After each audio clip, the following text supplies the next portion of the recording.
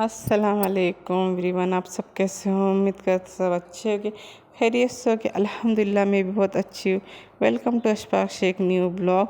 और आप सभी को रमज़ान का 26वां रोज़ा बहुत मुबारक हो और रमज़ान की शब कद्र बहुत बहुत मुबारक हो। और यहाँ पे अल्हम्दुलिल्लाह मेरा एक कलाम पाक मुकम्मल हुआ है। दुआए ख़त्मुल कुरान में पढ़ रही हूँ यहाँ पे। और आपको मैं बताऊँगी यहाँ पे दुआए ख़त्मुल कुरान शरीफ पढ़ने के बाद तुरंत कलाम पाक ऐसा बंद करके नहीं रखना चाहिए। अगर आपको सही तरीका पता है तो अच्छी बात है, जिन्हें पता नहीं है तो देखिए वीडियो में बता देती हूँ। फिर तुरंत हम कलाम पाक खोलेंगे, फिर इसके बाद सूरह फातिहा पढ़ेंगे, फिर सूरह बकरा की आयत 1 रुकू तक पढ़ेंगे। सूरह फातिहा अल्हम्दुलिल्लाह के सूरह को कहते हैं। पहले बिस्मिल्लाह पढ़ के स्टार्टिंग करेंगे। पहले हम सूरह फातिहा पढ़ेंगे, अल्हम्दुलिल्लाह का सूरा, फिर उसके बाद बिस्मिल्लाह बोलने के बाद सूरह बकरा की आयत पढ़ेंगे। 1 रुकू तक कम से कम पढ़ेंगे। और इसको पढ़ने के बाद आप चाहो तो आगे भी कंटिन्यू कर सकते हो, आप 1 पारा पढ़ सकते हो और इसके बाद कलाम पाक पढ़ना स्टार्ट कर सकते हो। नहीं तो यहाँ पे आप निशान लगाइए, 1 रुकू पढ़ना है, 2 रुकू पढ़ना है, या पूरा कलाम पाक ये 1 पारा पढ़ना है। फिर यहाँ पे कुरान शरीफ मेरा मुकम्मल हुआ अल्हम्दुलिल्लाह। तो यहाँ पे मैंने फातिहा की तैयारी असर के नमाज के टाइम ही कर दी थी।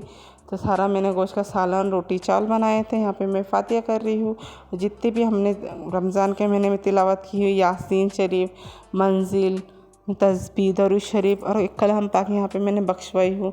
सबसे पहले हमारे हुजूर साहब के नाम पे, सारे गौस पाक बाबा के नाम पे, पीर पैगंबरों के नाम पे, औलिया के नाम पे। फिर इसके बाद हमारे जितने भी घर में बुज़ुर्ग हैं जिनका इंतकाल हो चुका है, इनका वफ़ात हो चुकी है, उन सब की नाम पे बख्शवाई हूँ। यहाँ पे मैंने जितना भी पढ़ा हम सब बख्शवाएंगे और सभी की खैर आफियत के लिए दुआ करेंगे। मैंने सभी को दुआ में याद रखा है। आप सभी के लिए मैंने दुआ की हूँ और सभी की मग़फ़िरत के लिए दुआ की हूँ। सभी के लिए तो दुआ की हूँ। अल्लाह पाक से तौबा करी हूँ। अल्लाह पाक हमारी इबादत कबूल फरमाए। आमीन कमेंट में ज़रूर लिख के भेजिएगा।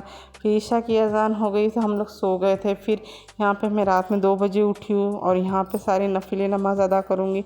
सबसे पहले सलात तस्बीह की नमाज़ पढ़ी।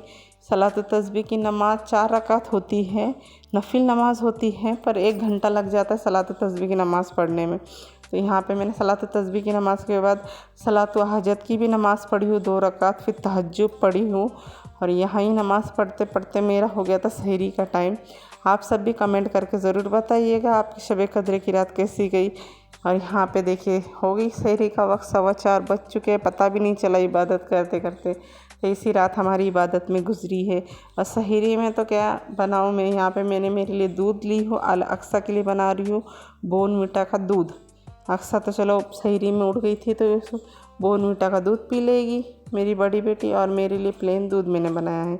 और हल्का फुल्का ही खा लेंगे सहरी में, ज़्यादा पानी पी लेते हैं ना, ज़्यादा कुछ खाया जाता भी नहीं, पेट पानी पीने से ही भर जाता है कि नहीं? सही बात है कि नहीं?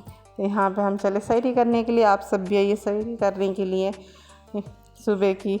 यहाँ पे हमारी सहरी की तैयारी हो गई है। खजूर, बोर्नविटा का दूध, पानी, इसमें अल्हम्दुलिल्लाह हमारा पेट भर जाएगा। बिस्मिल्लाह बोल के यहाँ पे सहरी कर रहे हैं हम लोग। और सहरी करने के बाद तो थोड़ी देर बाद तो यहाँ फ़जर की अज़ान हो जाएगी। फिर फ़जर की नमाज़ के बाद हम लोग सो जाएंगे। पूरी रात जगे है तो सो जाएंगे। फिर वही 9 बजे 10 बजे उठेंगे। आपको वीडियो कैसा लगा तो लाइक कीजिए, सब्सक्राइब कीजिए, बेल आइकन का दबाना मत भूलिए। अल्लाह हाफिज़।